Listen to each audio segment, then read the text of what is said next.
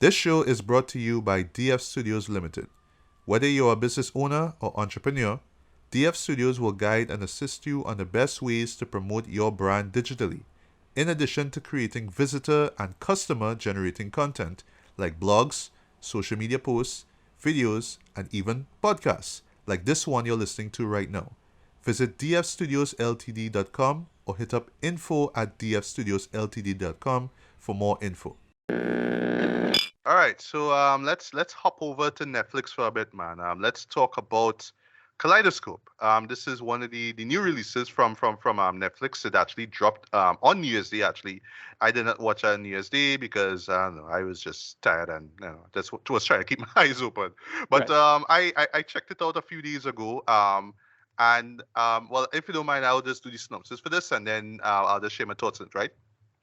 So this is a heist, well, drama, right? Right. More a mixture of heist and crime drama, and especially neo noir, right? I saw a lot of noir-isms in it as well, right? And it at first, right, like how it's set up in the first episode, right? We see this master thief by the name of Leo Pap, by played by our boy Giancarlo Esposito, right? Right. And as you would expect in shows like this, right? He has a crew involved, right? He has this particular partner, if you will, by the name of Eva Mercer, who's played by Paz Vega. Right. And she's the one who more or less kind of makes things happen, and she's also his lawyer as well, right? And there's of course he has to assemble the crew, right? They have to have the getaway driver, they have to have the tech support, they have to have the chemist, right? And it plays out just like that, right?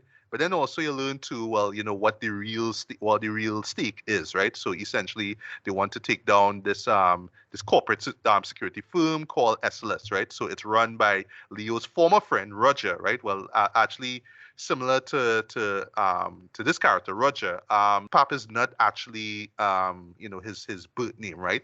He actually changed his name for reasons, and then you learn later on why. It has to do with a theft.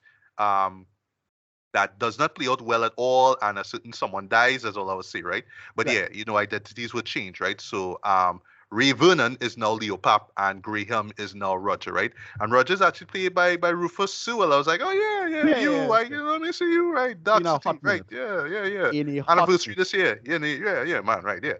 But yeah, the crew is there too, and I also forgot to mention as well too, Leo's daughter, Hannah, who is played by Miguel Tati Gabriel, Right. she also works there as well, right? And it's kind of hinted that she, well, she knows about the plan and she kind of helps out, but that's all I really see, right? But she's reluctant, of course, but she kind of does, right? So yeah, at first you're telling yourself, okay, so this is the plan, everybody, what they have to do and all that, right? But then what the show does afterwards now, and this is why it's called Kaleidoscope, is that from the word go, every episode is color coded, right? So every Right. episode has a specific color attached to it, right? So they say you're entering the the yellow room or the yellow this or whatever it is, right? And then you'll tell you, okay, it's on the day of the heist or the day before or weeks after Right. or months after or whatever it And is, right? the big gimmick of this, which is, I'm not sure I'm if I'm it's I'm good. gonna talk about that gimmick. Right. Because But so well, as a matter of fact, I want to hear your thoughts on the gimmick after I do the synopsis, and then right. Yeah. I'll share my overall thoughts, right? But yeah, we have to Right. talk about that gimmick, right? So what the gimmick is that after you get that first episode, right, that Black. introduction, right? Yeah. Yeah, black, right? Right. Uh, with the exception of the final episode, With white. which Yeah. yeah, Yeah. which is white, and slight spoiler, although it kind of isn't really. That's where you actually see the heist play out, right? The other six episodes, because yeah, this is an 8 episode run, right?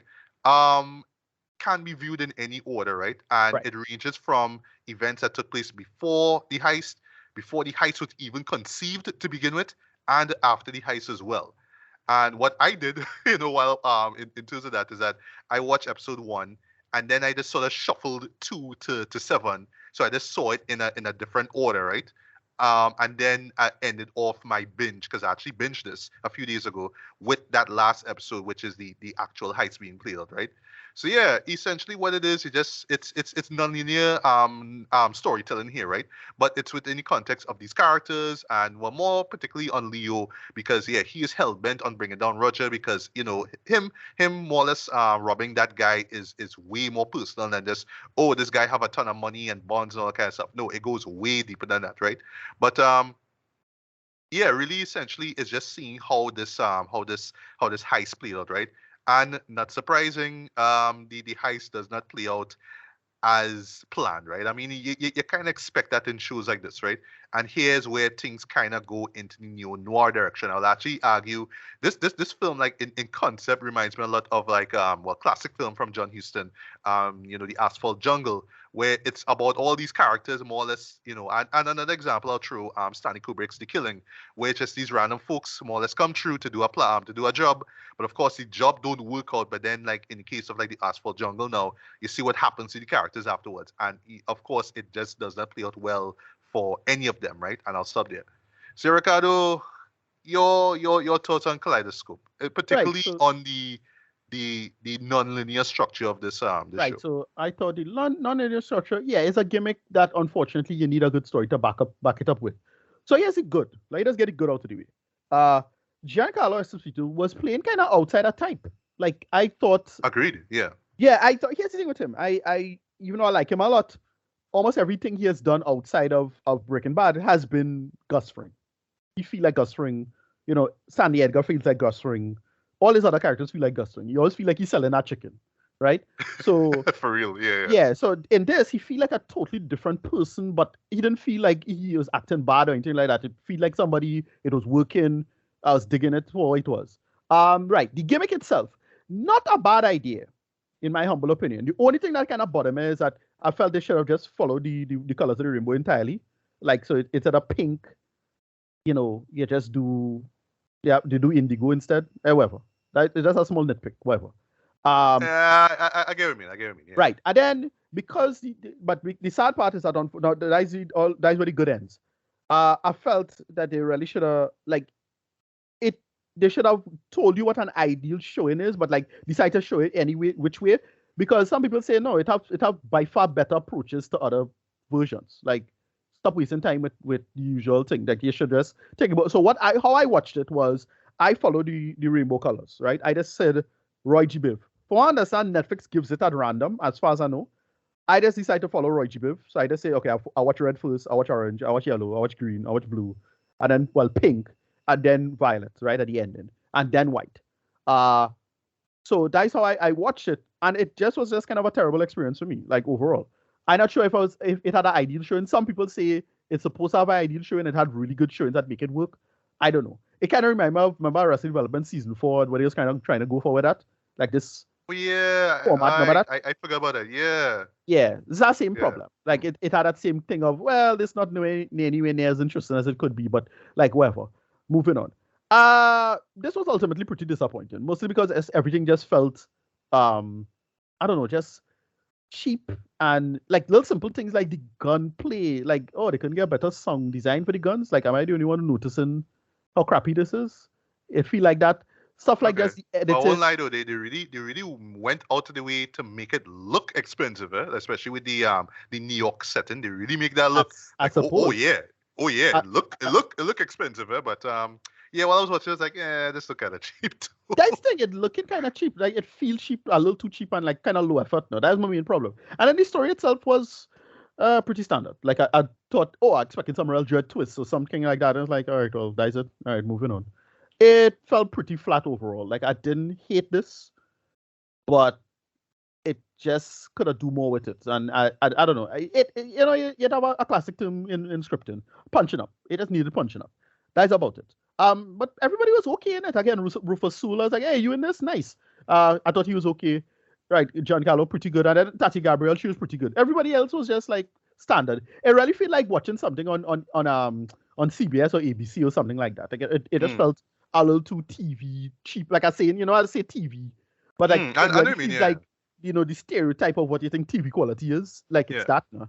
And it's like, yeah, they could have, I don't know, they could have make a better effort on this. That's about it. I didn't hate it, but I'm gonna forget it. Like seriously, I'm really gonna forget it. Like that's the problem with it. Like seriously, Yeah. I did. It's only when you mention it, I was like, oh yeah, right, we had to talk about that, right? That's it. Like seriously, it was really a little too standard, a little too bog standard for my liking. I just couldn't get into it. The gimmick is okay, but I felt if you're using the gimmick, you had to leverage the gimmick off of something stronger, and it would have been more memorable if they had a stronger script, and that's the main problem.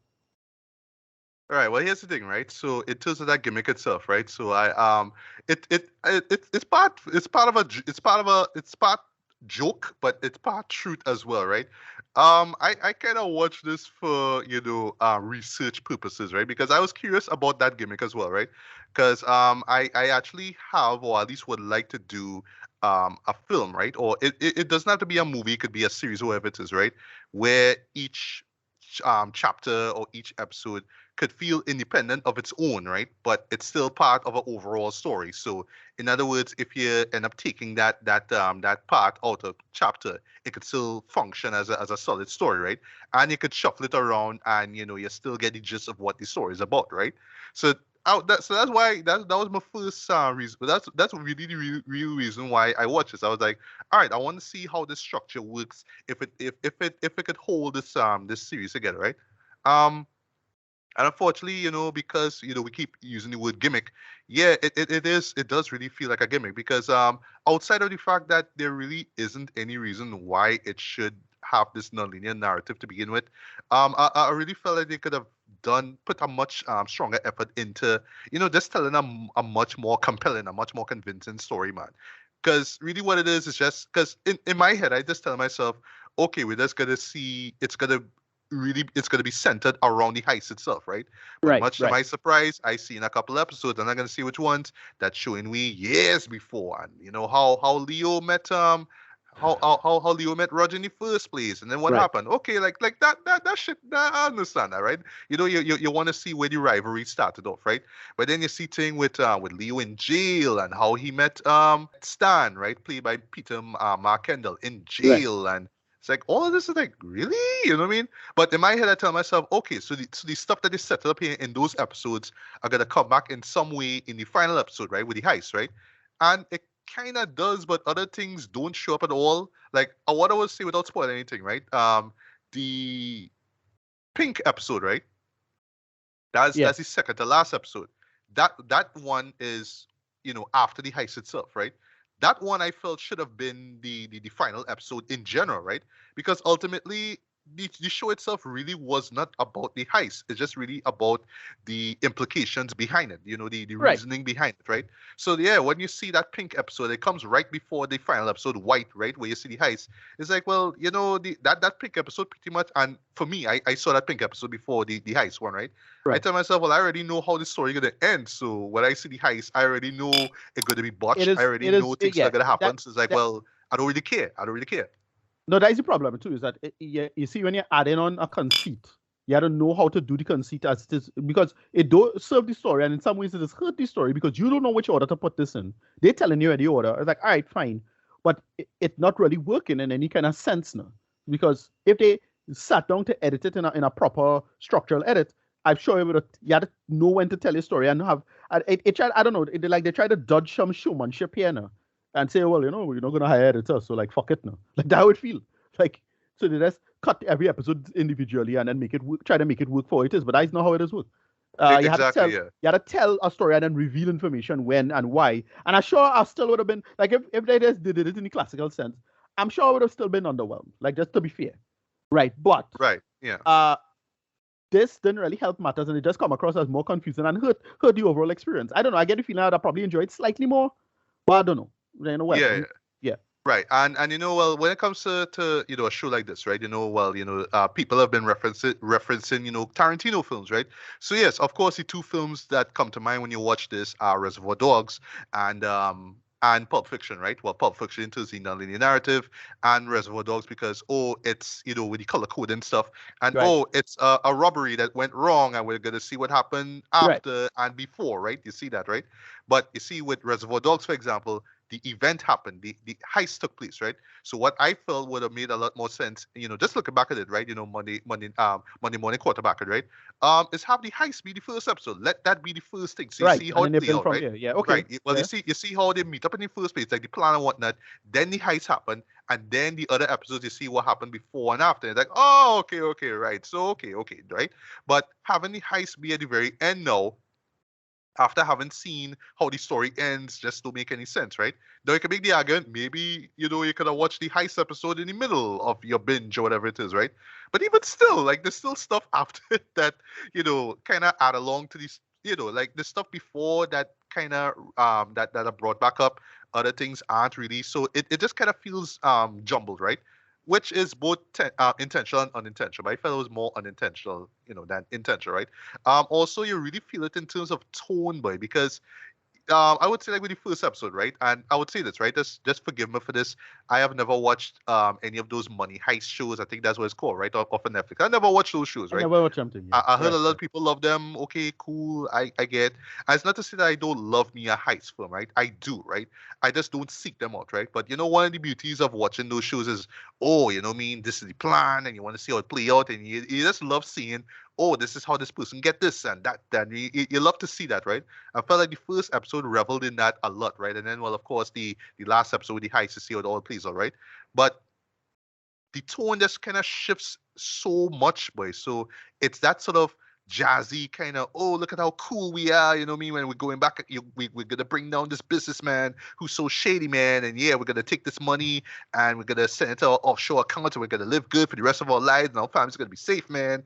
They play it off like that. But then ever so often, they will hit you with some sort of dark neo-noir shit, especially with afterwards, but like that Pink episode in particular, even though I really didn't enjoy it, right, in terms of like showing you just how shitty everything played out afterwards, way Right. was like, yeah, the tone just totally shifted. Right? Like shit went dark. It was, like No, it I just don't. was not the way how it was before, man. I just felt Yeah. like just overall tonally, it was just inconsistent, man. I felt like, yeah, you could have that. Like if you want to go dark and new watch, that's fine, right? But you want to do the cool jazzy stuff and you want to be funny at times, but the jokes don't land at all. So it's like, I don't know, just kind of pick a lane, Jen. It's worse with the shuffling of the episodes too. So Right. yeah, tone is just all over the place, right?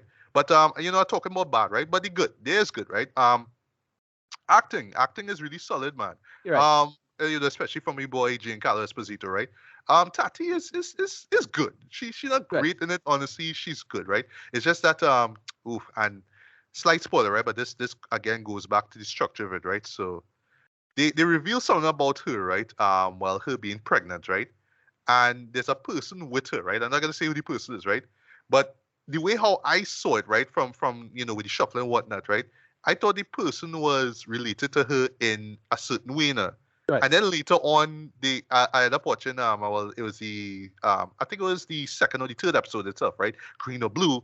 They actually tell you, well, no, that person actually is her dash dash dash. I'm like, Right. all right, that kind of weird, but why? In other words, they didn't set that up from the first episode. They more or less throw Yeah, you but that here's the percent problem. It info have no. later That's the on. problem. So like It when you have no see it first afterwards, episode. like, well, I don't know.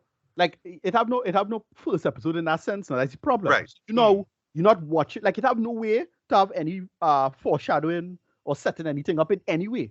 That's the problem. Like nothing that's foreshadowed backwards or forward. If you're using, cause like let's say you decide to watch it in terms of the chronological aspect of it. Right. All right, fine. That still doesn't set anything up, or because all of that information should have come earlier in terms of telling you what to do later. Even if you're doing a flashback, you see the problem? Yeah. Yeah.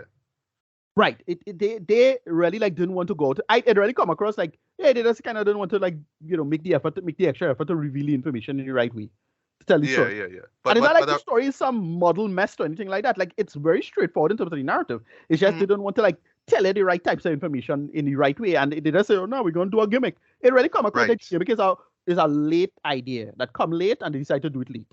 It don't Yeah, thought yeah, out at I all. understand. Yeah, Yeah. but I really, really felt it with her character, boy, because Right. it's another reveal again, trying to be spoiler free, right?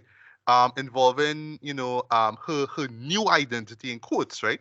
But then like when you like actually think about it, like okay, I could understand it on paper, right? You understand the implications, why she changed her identity, right? But then you pair her with this person now, and then you did this kind of thinking, well, all right, well, okay, what I was just say is the surname that threw me off, right? And then after seeing the previous episode, because I shuffled it, it's like, oh, okay, that's why she's named that, and that's why this person is with her, right? I'll just say a roomie. That's all I'll say.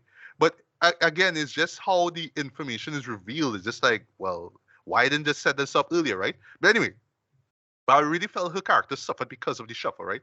But yeah, Yeah. everybody else is fine for what they are. Like, you have the explosives like expert, you have the getaway driver. He actually is the most likable and relatable out of all of them, and everybody's Right. kind Very of treat him nice. like shit. And there's this big thing about, well, what happened to him? What happened to him in the heights? And then when you see it's like, oh well, now I hate this person. No, I hate that person who did it. Right. That's all I'll say. Like, because you're watching that person, they're gonna see who it is, right? And you're like, okay, why are you still with this person? Why you playing up with this shit? And then you see that heist, and you see how it play out and how that person, what happened to them, and it's like, wow, boy, like I hate you even more. So speaking of hate now, let me just get to the black black sheep of the cast here now. Jai Courtney. Yeah, Right. he's an asshole in this, right? But here's the thing, he plays the asshole part really, really good, though, I must say. It's a weird compliment I'll give him, right? But I will say in that Pink episode, right, which for me I felt should have been the final episode, and technically it kind of sort of is. I felt like here's where his character really showed. That's where you really saw, him being, more aggressive and whatnot. I think the real reason being is because he don't say anything. That's all I'll say. Like Right. when he talks, it's just like, all right, just shut the fuck up, Jenny. Just be an asshole, right? And he just revels in it, right? But yeah, when he's not seeing anything, that's when he really shows off his acting chops. I must say though. But yeah, Jai Courtney is Jai Courtney. He's Captain Boomerang, right? But yeah, he's the character you just kind of love to hate, but it's like that, right? Um, and in terms of just like the story itself, it just borrows so much from certain tropes, right? So All the yes, you other, have the yes, heist yeah. stuff, A little you have the very gore derivative, stuff, yeah, very derivative, which I right? don't mind. I don't mind because heist. I don't expect heist to be like new. Like he ain't gonna do anything interesting in heist. Goddamn Andor was great, but like that heist was some typical heist shit, right? True, true, true. It's And a it wasn't heist. even Whatever. like the big, conceit of this show anyway, right? But it Exactly. just kind of happened, right? It's a Yeah. heist. Whatever. Yeah, yeah. So I would say this in closing for those who go in and expecting to enjoy, the heist and the process going into a heist. Yeah, you're gonna be really disappointed with this because again, it just shifts tone so much.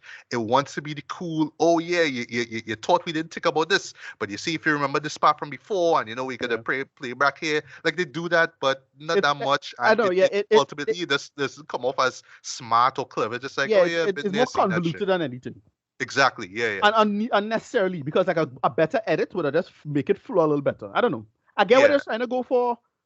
It doesn't work. Yeah. Well, I'm gonna wrap up here, right? And Yeah. then as far as the new noir stuff, it just felt. Sorry to say this, too Tarantino-esque. It felt too Guy Ritchie-esque, and even worse though with these needle drops, though, right? Some needle drops work, but others I was just rolling Yeah. my eyes like, God, but like what other show have not used this damn song, man? Like, come on, like Yeah, for put real. a little bit more effort into your music, Trey. Look, friggin' Breaking Bad and Better Call Saul put effort into their needle drops, Trey. Like, come on, like, you know what I mean? But again, it's going for the tone. Oh, you want to have this sort of celebratory tone because our heroes make it, so let's play that song. But like, oh gosh, we heard this song many times, right? But as a whole, I get what they were trying to do here, but ultimately it just didn't work out. And the gimmick, while it is like, like when you really think about like they sit down with it, yeah, it could make for a few minutes of trying to piece together what it is you saw overall, especially if you binge the whole thing.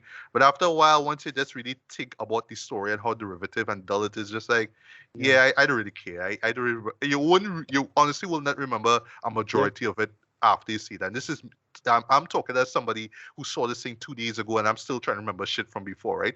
Yeah. But yeah, as a whole, I'm gonna give this a strong 2.5 to a light 3 out of 5, man. If you want to see it, see it. It's on Netflix. I guess you might go off of the shuffling stuff, but believe me, it's not anything amazing or groundbreaking or anything like that. Like I applaud the effort to try to do something different with the high genre and I guess with the neo noir genre. But really, they just need to sit down and really figure out what the story is and what they're trying to tell, and stop relying on old tropes to just move the story along, especially the characters, boy. Because yes, while the acting is solid throughout, boy, it's just been there, done that characters. It's just derivative characters that we've seen millions of times before, man. And that's the way how it ends to is just Yeah. still to me kind of anticlimactic in my opinion, right? But Yep. it is what it is, right? So if you want to see it, see it. Yeah. So your final thoughts, Rita? Yeah, right. As I said, just super derivative. The gimmick, probably the gimmick hampered it and hamstrung it more than anything, to be honest. If they really did a good job with it, like, here's the thing. I get what he was going for, but you see, when you're doing this kind of stuff, you have to make an extra effort to make it work now. And it just didn't flow in my humble opinion at all. Written, yeah, give it like a 5 out of 10, maybe like probably closer to a 6 to be honest, because it has a couple okay things, but yeah, it just don't work for me particularly well. It's a kind of a shame because again, it's a cool idea, but you have to make the extra effort to stitch together and have it flow. So no matter what, I could watch any combination and enjoy it. And I was getting that feeling like, oh, it probably have a couple of combinations that I miss. And look, I felt no matter what, you should have enjoyed one way or the other. So no matter what you watch, you enjoy it. And then I would have watched it a different way. Like remember Bandersnatch, although it's not the same example, but Bandersnatch you want to see all the options and make the effort, even if you might not see the true ending or something like that. This had that same potential, and it just falls flat in my humble opinion. Yeah, it did. Unfortunately, right? But it's on Netflix. It's not like you had to see. It's not like you had to go out your way to see it theatrically, right? So, right. It's not like that. Yeah. So well. It is what it is, right?